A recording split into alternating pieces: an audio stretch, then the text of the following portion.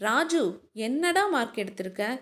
மறுபடியும் ஃபெயில் ஆயிருக்க. இனி வர வர என்ன தான் பண்ணுறேனே தெரியவே மாட்டேங்குது. அம்மா, நம்ம ஊரில் ஐயனார் கோவில் திருவிழா எப்பம்மா வருது? வேண்டுதல் செய்யணும்.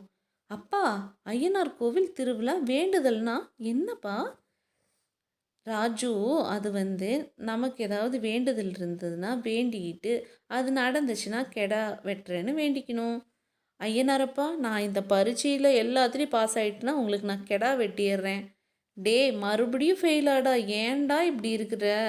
அப்பா, நான் ஐயனார்கிட்ட வேண்டியிருந்தேன்ப்பா, அவரு தான் அதை நடத்தி கொடுக்கல. டே, அவர் என்னடா பண்ணுவார்? நீ வேண்டு நின்ன. இல்லைப்பா, அவர் தான் செஞ்சு தரல. நான் வேண்டியிருந்தேன், அவர் தான் எனக்கு செஞ்சு தரல. கண்ணா, புரிஞ்சுக்கோ.